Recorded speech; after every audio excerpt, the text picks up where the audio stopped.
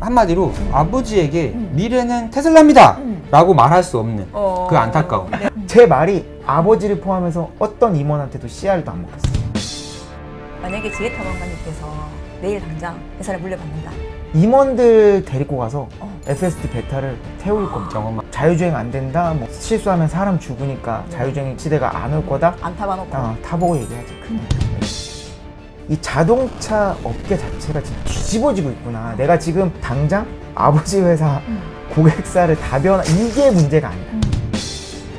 일단 테슬라가 망하지 않고 지속 가능하겠구나. 그럼 지속 가능만 하면 이 테슬라가 갖고 있는 비전, 기술을 봤을 때는 앞으로 엄청난 속도로 성장할 수 있겠다. 지금 현재 5년까지는 제 생각이 틀리지 않았거든요. 어느 정도 물이 차고 무게를 못 버티면 딱 금가기 시작하면서 뚝이 딱 열리면 우르르해요. 아니 멀리 볼 것도 없어요. 스마트폰을 써야 되냐, 뭐 폴더폰을 써야 되냐. 지금 보면은 완전 코미디예요. 뭐 내연기관차를 선택해야 되냐, 전기차를 선택해야 되냐, 테슬라 전기 자동차를 선택해야 되냐, 마력 따지고 토크 따지고 이러고 있어요. 10년 뒤에 자동차 리뷰어들의 영상을 보면 왜 저러고 있지라는 생각이 아마 들 겁니다. 네. 코코님, 네. 이 책 왜 테슬라인가? 네. 이 책 읽어보셨나요? 네, 봤습니다. 대박입니다. 대박입니다, 정말. 테슬라 관련된 책들 엄청 많은 거 알죠? 알죠. 그 중에서 가장 기억에 남는 책 한 권을 꼽으라면 어떤 거예요? 테슬라 쇼크입니다. 테슬라 쇼크, 네. 빨간색으로 된. 네. 근데 이 테슬라 쇼크마저도 네. 2021년 초에 발간이 됐어요. 네. 그럼 그 책의 저자 최원석 작가가 그 책을 쓰기 위한 연도는 2020년 또는 2019년도에 네. 테슬라를 분석하고 썼을 겁니다. 이미 옛날 얘기네요. 벌써 출간한 지 3년이 지났고 네. 그분이 조사했던 시기를 비하면 한 5년 네. 됐을 겁니다. 그동안 엄청난 일이 많았으니까. 그렇죠. 네. 이 책 왜 테슬라인가는 네. 2024년 네. 그것도 4월 지금으로부터 딱 한 달 전 출간된 가장 신간입니다. 따끈따끈한 네, 책입니다. 이 책 서두에 이렇게 써 있어요. 어디서도 볼 수 없는 가장 완벽한 테슬라 설명서. 네. 저는 2019년 제가 테슬라 투자한 이래로 네. 테슬라의 태자만 들어가 있어도 전부 책을 다 사봤어요. 네. 그 많은 책들 중에서 여러분들이 혹시라도 내가 입문자다 아니면 테슬라 책 한 권을 꼽아서 읽고 싶다 라고 했을 때 네. 딱 이 책 읽으면 네. 완벽합니다. 와, 이거 하나 보면 끝나나요? 그렇죠. 네. 2024년판 테슬라 쇼크다. 가장 이해하기 쉽게 쓰여진 테슬라 투자 입문서다. 여러분이 이 책을 읽고 나면 테슬라에 투자하지 않을 수 없게 될 것이다. 그리고 그 자산은 10년 뒤 10배로 불어나 있게 됩니다. 네. 무조건 읽어야겠네요. 정말 적당히 전문적인 얘기도 있지만 네. 그거를 저 같은 비전문가들도 이해하기 쉬울 정도로 그렇죠. 비유를 통해서 쉽게 읽을 수 있도록 네. 정말 잘 쓴 책인 것 같아요. 네. 홍길동이 네. 아버지를 네. 아버지라고 부르지 못했죠. 그렇죠. 이 책의 저자의 네. 지혜탐험가님의 아버지가 자동차 부품 회사를 운영하고 계세요. 네. 그럼 보통의 아버지들이 어떤 회사의 CEO라면 내 아들이 자라서 내가 운영하고 있는 이 사업을 배우고 경영을 이어받기를 바라겠죠. 당연히 그렇겠죠. 네. 대부분의 자식들은 안 이어받는 거 건데요. 싫어하죠. 반항하겠죠. 네. 그런데 효자야. 어. 화학공학을 전공하고 네. 그리고 자동차 공학과까지 나옵니다. 와. 그리고 아버지 회사에 들어가서 네. 밑바닥부터 배울게요. 화학과 자동차를 전공했으니 네. 자동차의 미래에 대해서 계속 배워왔을 거예요. 그리고 들어갔어. 아버지를 아버지라고 부르지 못한 그 서사가 자동차 부품 회사를 이끌어달라는 아버지의 뜻이었는데 네. 아버지의 뜻을 받들어서 공부를 하고 하다 보니까 네. 자동차 회사의 미래가 보인 거예요. 근데 아버지는 지금 자동차 부품 회사를 운영하고 있으니 내연기관. 내연기관 차의 CEO잖아요. 네. 여러분 지금 감이 좀 오시죠 지금? 나는 미래가 이제 보여버렸어. 그러니까 이게 침몰하는 배 그렇죠. 하고 있는 건데 네. 이걸 구해야 되는데 네. 아버지 큰일 났습니다. 네. 지금 우리 이러고 있을 때가 아닙니다. 지금 미래는 전기차고 미래는 테슬라입니다. 네. 그럼 우리는 지금 현대 기아차를 바라보면서 네. 지금에 안주하고 있으면 안 됩니다. 아. 이 이야기를 아버지한테 한 거예요. 했는데 아버지께서는 40년간 네. 40년간 이 회사를 위기 한 번 없이 이끌어오신 분이잖아. 자수성가하신 분인데 네. 그렇기 때문에 받아들이기가 어렵지. 내가 지금까지 이렇게 네. 다 만들었는데 네가 네. 뭘 알아서 여기에 힌트가 있어요. 뉴스나 유튜버들이 하는 이야기들을 보면 왜 내연기관차가 전기차로 빠르게 전환하지 못하는가. 그냥 현대기아차의 CEO가 네. 고집이 센가 보다. 혼다의 CEO가 고집이 센가 보다. 네. 참 어리석네. 이렇게 생각을 하지만 이제 현대기아차가 있으면 네. 그 아래에 협력업체, 네, 이 공급망. 협력업체에 보통 또 공급망이라고 협력업체들이 그물망처럼 다 연결돼 있고 수십 년간 내연기관에 맞게끔 완벽하게 다 세팅이 돼 있는 거예요. 그 나 하나의 마음으로 네. 바꿀 수가 없는 지경까지 간 겁니다. 이 이야기를 지혜 탐험가님만이 네. 전달해 줄 수가 있었던 거예요. 그 내용이 이 책에 다 담겨 있습니다. 정말 지혜 탐험가님의 그 환경, 출생의 비밀, 네. 네, 그런 네. 이분만이 해줄 수 있는 네. 이야기가 분명히 있을 것 같고요. 네. 기존의 내연기관 차들은 팔면 팔수록 손해다. 그런 얘기 많이 들었어요. 그렇죠. 근데 왜 그런지에 대해서 정확하게 잘 몰랐는데 이 책을 보면서 아 이래서 그랬구나. 네. 정말 그럴 수밖에 없겠구나. 그런 얘기를 누구보다도 이분께서 잘 아시겠죠. 왜냐하면 네. 본인이 물려받아야 될 그 회사에 앞으로 사활이 걸린 네. 일이니까. 그래서 아버지가 이 영상을 보실 수도 있으니 네. 지금 여러분들이 우리 지금 화성으로 이끌어서 최초로 네. 얼굴이 노출이 안 되고 있잖아요. 네. 한마디로 아버지에게 미래는 테슬라입니다 라고 말할 수 없는 그 안타까움이 네. 지금 이 모자이크로 갈 수밖에 없다는 네. 걸 이해해 주시고 그럼에도 불구하고 이 책을 쓴 이유 뭐겠어요? 우리 같은 마음인 거지. 네. 대한민국의 모든 투자자가 이 테슬라를 알고 정말 빨리 투자하고 갔으면 좋겠다라는 마음으로 쓰셨을 거고 네. 서두가 긴 이유 여러분 이해가 가십니까? 인사 한번 해주십시오. 지혜탐험가님. 네, 안녕하세요. 지혜탐험가입니다. 이번에 왜 테슬라인가 전자책을 낸 작가입니다. 제가 먼저 좀 설명을 드렸지만 아버지 회사를 입사를 하고 아버지가 처음으로 아들이지만 신입사원에게 미션을 주신 거야.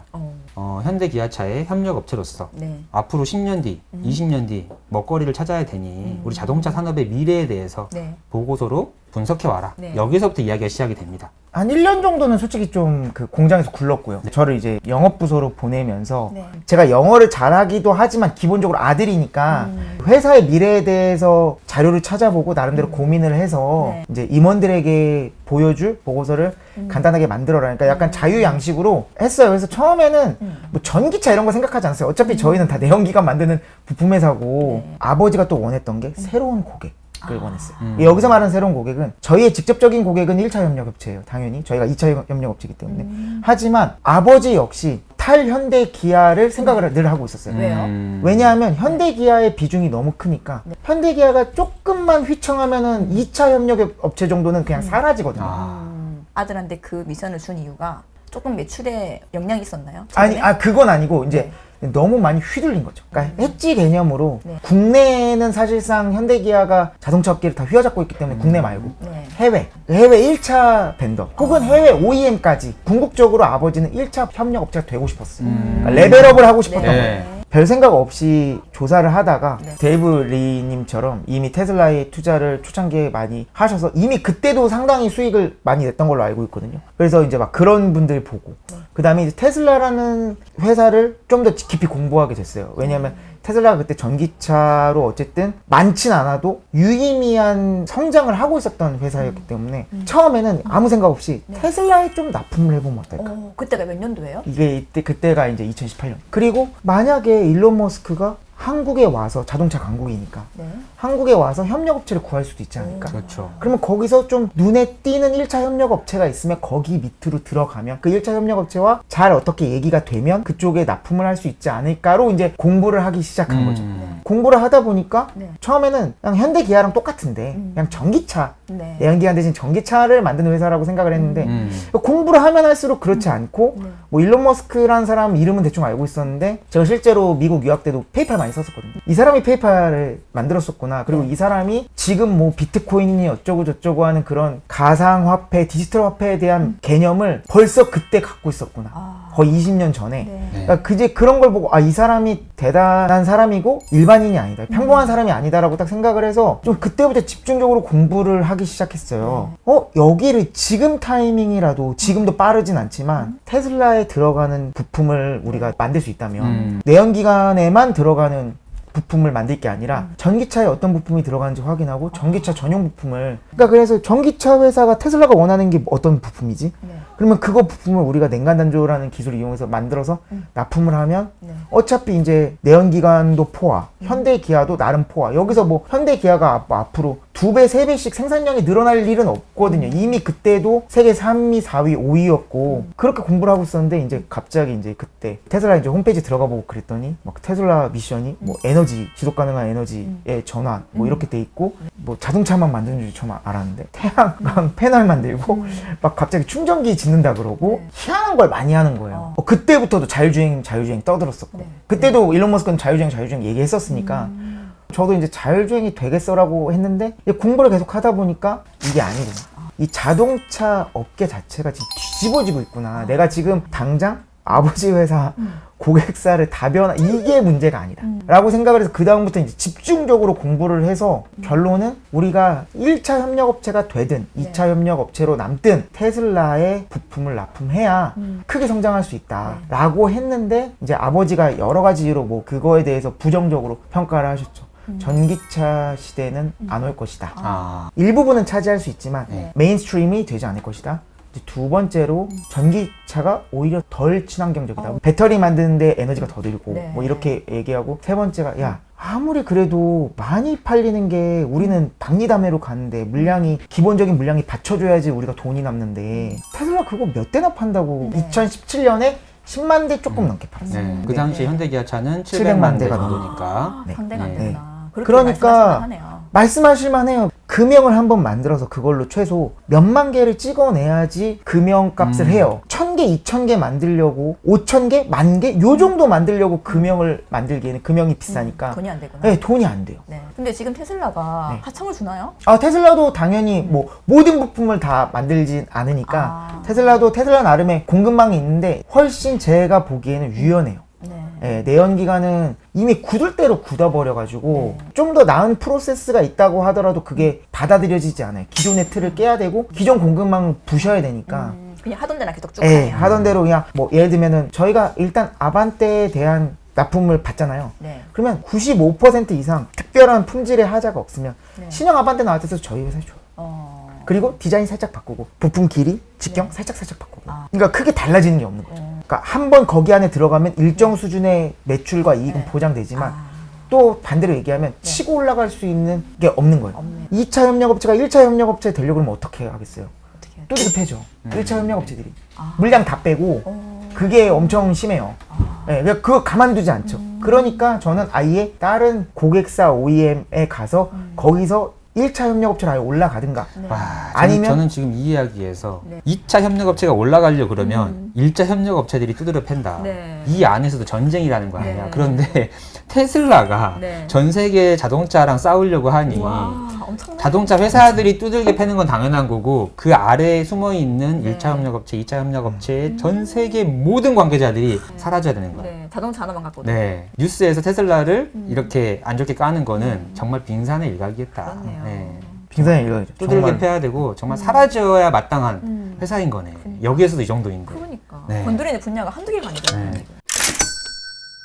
그렇게 해서 지금 그 준비한 내용들을 아버지한테 얘기했더니 아버지가 현실을 말씀드린 게 사실 그건 아버지의 생각이 아니에요. 이게 레거시 업체들의 공통된 생각이었을 거예요. 그랬을 것 같아요. 존중할 수밖에 없는 게 아버지는 그런 시대를 살아왔고 그럼요. 워낙 견고하잖아요. 그러니까 뒤집어질 거라고 함부로 생각하기가 힘들어요. 이게 뒤집어지면 아버지 입장에서는 아버지가 쌓아놨던 게 다 사라지니까. 그렇네요. 인정할 수가 없다. 그거를 이제 본인 마음으로도 인정하기가 힘들었을 거고 당장 신형 아반떼에 들어갈 부품 만드는 게 급한데 그리고 현대기아에서 계속 압박 넣고 이러니까 아이러니하게도 저한테 그런 걸 준비하라고 했지만 정작 그런 걸 제가 보여줬을 때 그거에 거부감이 생기는 거죠. 그럴 수밖에 없을 거라고 생각해요. 만약 거부감이 안 생겼어, CEO로서 맞아, 네 이야기가 맞고 나도 지금 그 생각이야, 미래는 그렇게 될 거야 라고 생각하셨다고 한들 현주소는 어떤 협력업체 대표라도 그렇게 전환하기가 어려운 게 어렵죠.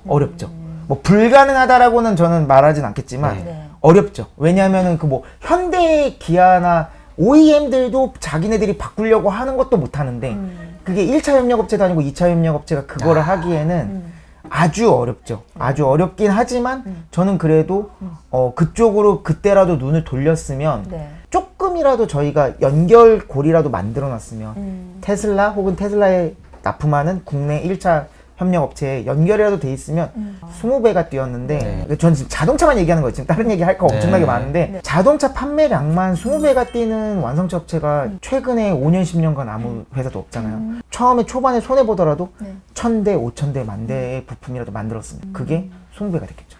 네, 그런 게 좀 아쉽죠. 2018년도면 네. 일론 머스크 인터뷰 영상 같은 거 봤을 때 엄청 힘든 해였잖아요. 네. 진짜 양산 지옥에 빠져가지고 네. 그리고 로켓도 막 실패하고 네. 이혼도 하고 막 회사가 정말 파산할 수도 있었던 네. 그런 시기였는데 그래서 네. 사실은 네. 실제 저는 투자는 2019년에 했거든요. 대표님이랑 거의 비슷한데 투자를 좀 들어가도 되겠다고 싶은 게 아시는 분은 아시겠지만 2019년부터 흑자가 나기 시작했어요. 네. 그래서 이제 흑자가 나서 돈이 들어오기 시작하면 일단 테슬라가 망하지 않고 지속 가능하겠구나. 그럼 지속 가능만 하면 이 테슬라가 갖고 있는 비전, 기술을 봤을 때는 앞으로 엄청난 속도로 성장할 수 있겠다라고 생각이 들어서 조금씩 계속 돈 생기면 매수하고 돈 생기면 매수, 월급 들어오면 그날이 이제 테슬라 사는 날이고 네. 이런 식으로 사고 했는데 지금 현재 5년까지는 제 생각이 틀리지 않았던 거죠. 네. 이 정도로 성장을 누구나 할 수 있는 거 아니야라고 생각을 하시는 분들이 되게 많더라고요. 5, 6년간 20배 정도 올랐는데 생산량이 네. 현업에 있어 보면 그게 말이 안 되는. 부품도 그렇게 못합니다. 부품 하나 5년 내 20배로 그 생산량 늘릴 수 있어라 그러면 미쳤어요라 그럴 거예요. 근데 몇만 개의 부품을 모아서 조립해야 되는 자동차를 5, 6년 내에 20배 생산량을 올렸다? 이거는 저도 그 업계에 있어 봤고 테슬라에 대해서 공부를 많이 했지만 아직도 모르는 부분이 미스테리예요. 네. 그것만으로도 일론 머스크가 칭찬받을 자격이 있어요. 딴 거 다 빼고 무슨 뭐 자율주행이니 슈퍼차저니 무슨 뭐 스페이스X니 다 빼고 그냥 자동차를 5, 6년 내에 10만 대에서 200만 대 생산해서 그걸 다 팔았잖아요. 그게 뭐 재고로 쌓은 게 아니라 그것만으로도 네. 자동차 산업 중에서는 전무후무한 인물인 거예요. 그때 아버지가 그런 미래의 먹거리를 찾아라는 미션을 줬기 때문에 테슬라를 사게 된 건가요? 만약에 아버지가 안 그렇죠. 줬으면 그렇죠. 그러니까 아버지는 의도한 게 아닌데, 네. 그러니까 아버지는 제 결론에 마음에 안 들어하죠. 야, 테슬라 미래를 알아봐. 근데 아들의 결론이 테슬라 주식을 사는 거예요. 테슬라를 좋아하게 되고 테슬라로 가야 된다 그러고 아버지가 이제 거부를 하니까 어떡하지? 속된 말로 올라타야 되는데 네. 이 거대한 흐름에 내가 조금이라도 따라가야 되는데 라고 했을 때 이제 방법이 투자밖에 없는 거죠. 일부지만 네. 내가 이 기업의 주인이 돼야겠다. 요거밖에 없어서 그냥 그때부터 그냥 틈나면 사는 걸로 네. 그렇게 된 거죠. 그럼 집탐님이 원하신 것은 회사의 자금으로 테슬라를 투자하길 바랬나요? 뭐 그것도 저는 나쁘지 않았을 거라고 생각을 해요. 조금이라도 투자했다 그러면 뭐 지금 주가 많이 떨어졌다 그래도 10배 이상 됐을 네. 거니까 그렇죠. 회사 재정에 도움이 많이 되겠죠. 뭐 테슬라랑 거래를 하든 안 하든 이걸 떠나서 네. 근데 아버지가 워낙 견고하게 막았고 아버지는 경력 그때 30년 이상 저는 그때 완전히 쫓잖아요. 제 말이 아버지를 포함해서 어떤 임원한테도 씨알도 안 먹혔어요. 그때 이후로 지금 10배 이상 올랐잖아요. 지금 아버지 생각 어떠세요? 여전히 전기차 시대가 당장은 안 올 것이다 라는 식으로 얘기하고 네. 크게 달라지진 않았어요. 아무것도 없는 데서 회사를 이만큼 키우셨으니까 자기 확신이 강해요. 그거에 대해서 조금 제가 생각하는 방향과는 다른 방향으로 가고 있는 게 좀 아쉽긴 하죠. 만약에 지혜타원가님께서 내일 당장 회사를 물려받는다. 음흠. 그러면 어떻게 하실 거예요, 경영을? 뭐 테슬라 협력업체가 되자 이런다고 이게 하루아침에 될 수가 없어요. 일단 저는 회사에 잉여 현금 흐름이 있는지 확인한 다음에 일부를 테슬라에 투자할 것 같습니다. 투자를 할 것 같아요? 네. 그리고 이제 임원들 데리고 가서 미국으로 FSD 베타를 태울 겁니다. 경험하게 한다. 그게 진짜 확실한 방법이겠네요. 그래서 자율주행 안 된다, 뭐 실수하면 사람 죽으니까 자율주행 시대가 안 올 거다. 안 타봐놓고. 타보고 얘기하자. 그니까. 그렇게 얘기하고. 너무 깜짝 놀란 게 제가 이거 4월 15일 날 출간했잖아요. 한 달 정도 됐는데 그때 FSD 베타랑 지금 FSD 베타가 달라요. 방구석에 앉아서 실시간으로 자발적으로 버전 업데이트 때마다 막 열심히 가서 돌려주잖아요. 네. 그래서 같은 길을 예전엔 이렇게 갔는데 이제는 이렇게 갑니다. 네. 뭐가 좋아졌습니다. 이런 걸 다 얘기해 주니까 그런 거를 보면서 깜짝 놀래요. 네. 특히 최근에 이제 V12가 나오면서 네. 업데이트 주기가 빨라졌죠. 네. 이제 그거는 점점 충분히 자율주행을 써도 되겠다라고 하는 사람들이 생각하는 그 임계점을 네. 상당히 근접했다고 볼 수 있는 거죠. 뚜기 무너지는 시기가 네. 곧 오겠네요. 네, 오는 거죠. 어젠가 트윗 봤는데 일론 머스크가 직접 올린 트윗인데 새로 나온 버전, FSD 버전 뭐 5배에서 10배 좋아졌다. 그걸 6월 말에 보여주겠다. FSD 베타는 처음부터 끝까지 다 지켜봤거든요. 진짜로 처음에는 그냥 고속도로에서는 좀 괜찮다 싶었는데 이제는 뭐 샌프란시스코 시내도 샌프란시스코도 정말로 그 도로 환경이 안 좋거든요. 그런 데를 정말 무리 없이 거기다 이제 예전엔 주차까지는 안 됐고 그 앞에 그냥 세워줬는데 네. 이제 자기가 주차 공간 찾아갖고 주차를 하려고 시도를 많이 할 정도니까 이제는 진짜 엔드 투 엔드 타서 내리면 끝 주차까지 핸들 안 잡아도 돼? 핸들 잡는 경고를 이제는 없애겠다고 일론 머스크가 말했던 것 같은데 결국에는 나중에 공식 서비스가 진행되면은 이제 아마 그런 거는 당연히 없어지겠죠. 지금 FSD가 베타에서 정식 버전 넘어가고 네. 실제 우리가 이제 일상생활에서 그냥 자율주행이 다 익숙해져 버리는 순간 이 이야기가 아버지 회사의 치명적인 거예요. 2차 협력업체이지만 맞아요. 아버지 회사가 조향장치 맞아, 이거 핸들 관련된 거. 부품을 하시기 때문에 네. 이게 왜 치명적인지 좀 말씀해 주세요. 뭐 당연하겠지만 조향 장치가 필요가 없으니까요. 네. 네. 그리고 이제 조향 장치가 굉장히 감성적인 부분이에요. 차마다 핸들 감각이 다 달라요. 그러니까 이게 감성적인 품질이기 때문에 저희도 굉장히 그 만드는 게 어려워요. 네. 심지어 뭐 1000분의 몇 미리가 차이 나요. 이거 손으로 이렇게 밀고 당겨봐 네. 라고 하면 네. 엄청나게 달라요. 그 1000분의 1mm 1000분의 5mm 정도만 차이 납니다. 그러니까 엄청나게 어렵죠. 그럼 1000분의 5mm면 얼만큼이에요? 우리 시각적으로는 분간할 절대 수가 없는 거죠. 그 정도 차이가 그렇게 차이가 예, 난다고요? 예, 예. 그러니까 그런 거는 어느 정도냐면 여름과 겨울이 다릅니다. 열이 팽창하고 수축하기 오, 때문에 수감, 손의 감각이 달라져요. 이거 테스트할 때. 그러니까 그 정도로 어렵기 때문에 부품이 비싸고 그리고 이게 내구성이 엄청 좋아야 돼요. 왜냐하면 브레이크가 고장나는 게 위험할까요? 아니면 조향장치, 핸들이 고장나는 게 위험할까요? 조향장치죠. 핸들이 고장나는 게 훨씬 위험해요. 정말로 조향장치가 고장나면 답이 없어요. 음. 엄청난 정밀도랑 내구도를 요구합니다. 근데 예, 자동차에서 그 중요한 조향장치 인거네 네. 사람의 생명과 직결되는. 예. 왜냐면 사람이 운전하니까. 근데 그 조향장치가 점점 필요 없어진다. 없어지고 있네. 지금 이미 사이버 트럭은 steer by wire라 그래서 아예 물리적으로 연결 안 되고 핸들을 돌리면 네. 이제 센서 신호를 받아서 밑에서 그냥 돌아요. 네. 와. 근데 그거를 사실은 테슬라 사이버 트럭이 처음 한 게 아닌데 인피니티에서도 양산차로 나왔고 네. 근데 그거를 안 한 이유가 불안하니까. 왜냐하면 이거 센서 망가지거나 신호되면 핸들 위에서 아무리 돌려도 그래서 이제 어떻게 하냐면 물리적으로 만들어는 놔요. 근데 이제 되게 약하게 만들어 놓고 거의 비상용으로만. 점점 예, 이제 자체가. 예, 그래서 아마 테슬라는 앞으로는 다 SBW로 가서 완전히 없앨 것 같기는 한데 자율주행에도 자신감이 있고 설령 그렇지 않더라도 네. 약하게 만들어 놓으면 되는 거죠. 정밀하지 않고 뻑뻑하면 좀 어때? 비상시에만 쓸 건데. 네. 그리고 좀 약간 느낌 이상하면 어때? 10번 쓰고 부러지면 어때? 우리 10번밖에 안 쓸 건데. 이렇게 되면 문제가 뭐냐면 저희같이 기술력이 높은 회사가 비싼 값으로 고객사한테 팔 수가 없는 거죠. 개발도상국, 특히 중국에 다 밀릴 수밖에 없어요. 싸게 그냥 찍어내면 되니까. 네. 회사 매출에 치명적이겠네요. 예, 치명적인 거죠. 이게 착각하는 게 그래도 스티어링 남아있을 것 같은데 남아있어도 문제예요. 남아있어도 아버지 회사는 생존하기 어렵다는 거죠. 왜냐하면 그 중국 회사들이 다 가져가요. 그러니까 더 싸게. 이게 예, 기술 장벽이 낮아지잖아요. 그럼 낮아지면 중국 지금도 치고 올라오는데 네. 지금도 저희 회사가 만드는 거를 중국 회사들이 거의 다 따라왔거든요. 하물며 더 쉬워? 이거 뭐 내구성 생각 안 해도 돼? 이거 정밀도 생각 안 해도 돼? 야, 그러면 우리가 그냥 대량으로 가격 낮춰갖고 지금 테모 알리처럼 아무리 현대기아차라 그래도 막 가격이 3분의 1, 4분의 1 이렇게 되면 안 쓸 수가 없죠. 그럼 1000분의 5mm만큼의 정밀도가 필요 없어진다는 필요 없어지죠. 뜻이네요. 아마 이제 비상장치 정도로 남거나 제 생각에 근데 테슬라는 자신감을 갖고 그냥 핸들이 없어지진 않겠지만 네. 스티어바리 와이어로 이제 다 가진 않을까. 사이버 트럭에서 그걸 했다는 건 네. 이제 자신감이 있다는 거고. 책 내용에 이런 게 있어요.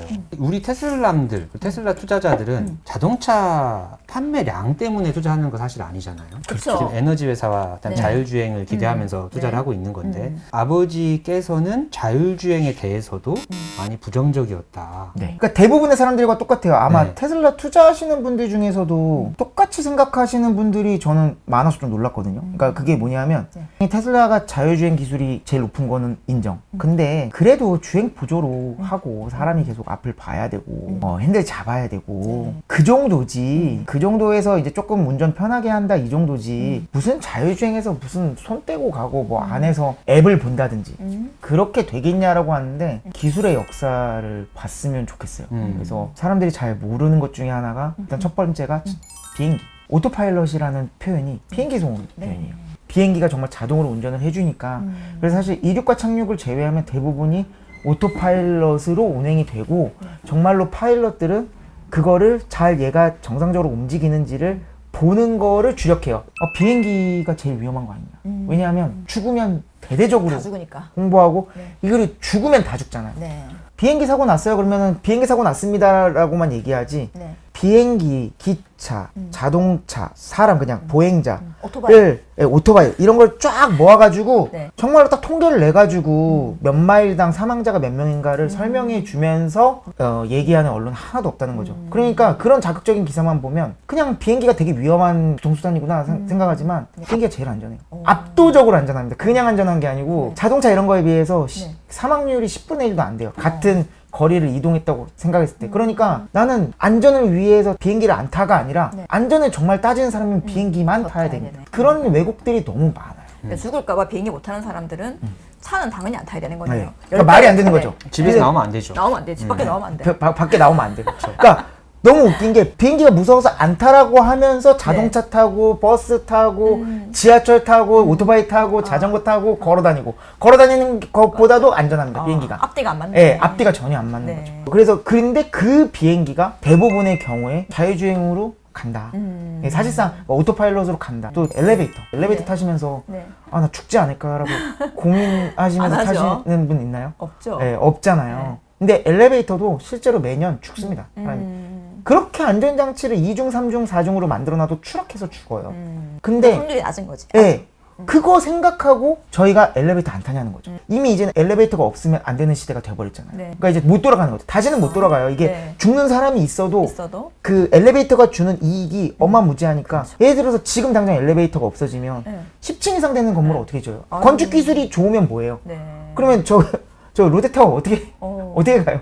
그 90층, 100층에 사시는 분들 엘리베이터 고장 나면은 못 올라갈 거 아니에요. 네, 그 그러니까 엘리베이터마저도 처음 나왔을 때는 자율주행이 안 돼서 엘리베이터 거리 있었어요. 맞아. 타면 엘리베이터 거리 몇 층 가세요 해가지고 우리 말을 하면 네. 그분이 이렇게 조작을 해줘야지만 움직였던 시절이 있습니다. 아주 초창기에는 그렇고 네. 처음에는 엘리베이터가 너무너무 불안해서 문이 없었습니다. 어. 그냥 얘가 이렇게 움직이면 중간에 쓰지도 않아요. 적당히 들어가서 지금 천천히 움직이니까 적당히 들어가서 그냥 이 판자떼기에 그러니까 앞이 뚫려 있는 거죠. 그냥 쓱 들어가서 서서 있다가 왜냐면 너무 불안한 거예요. 문 같은 걸 만들어 놓고. 그리고 나서 이제 나중에 어떻게 됐냐 그러면 요즘에 오래된 아파트들 보시면 구멍이 이렇게 하나 있어요. 있지 않아요? 유리 같은 네, 거. 불안한 거예요. 불안해서 그걸 만들어 놓은 겁니다. 그래서 안에서도 밖이 보이고 밖에서도 안이 보이게끔.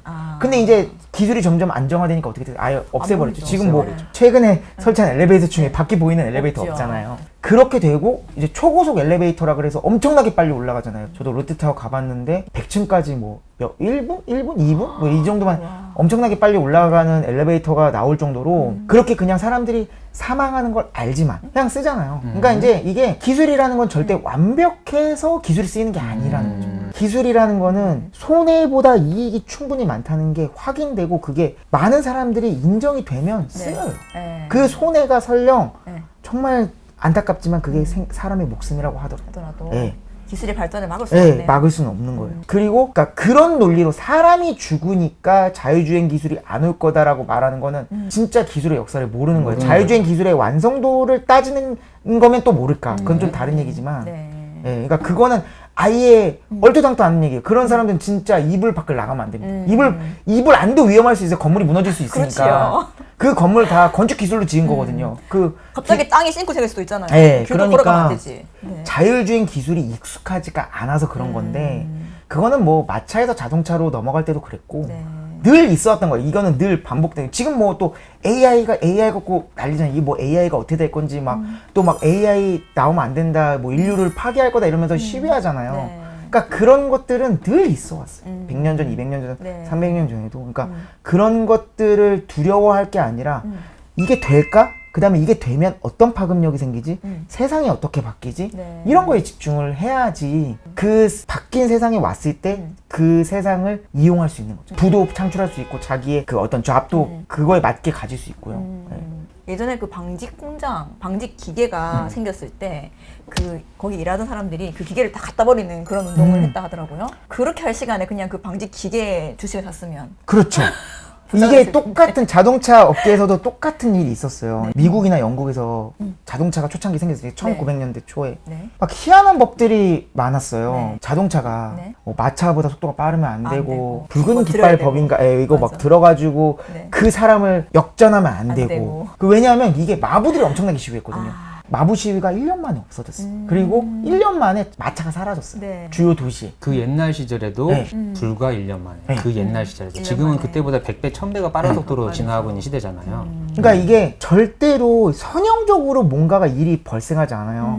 임계점까지 차 오르다가 아까 뚝이 정말 딱 넘어지는. 정말 좋은 비유를 했었는데 어느 정도 물이 차고 무게를 못 버티면 딱 네. 금가기 시작하면서 뚝이 딱 열리면 진짜? 우르르해요. 아니 멀리 볼 것도 없어요. 스마트폰.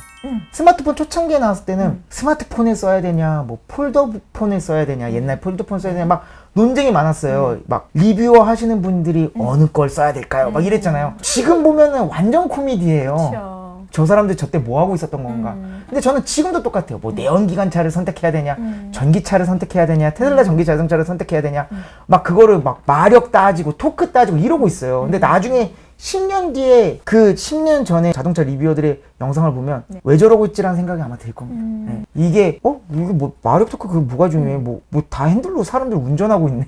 지금 막 차 안에서 자율주행 운전시켜 놓고 책 읽고 그 영상 보는 시대인데 그렇게 될 거라는 거예요. 그러니까 개념을 약간 아예 다르게 가셔야 돼요. 자동차라는 정의가 바뀐다. 네, 그렇게 보셔야 테슬라를 이해할 수 있어요. 자동차라는 정의가 바뀐다. 네. 여기까지 너무 좋거든. 네. 지탐님의 이야기가 지금 제가 봤을 땐 점입 가경이거든요. 네. 보통 우리 화성으로 이끄소서가 네. 우리 한 편으로 끝나잖아. 네. 근데 지탐님 이야기는 지금 네. 1시간 촬영 분량을 다 채웠음에도 불구하고 네. 지금 점입 아직 단어밖에 가경이야. 못 들었는데. 네. 네. 우리 잠깐 쉬고 네.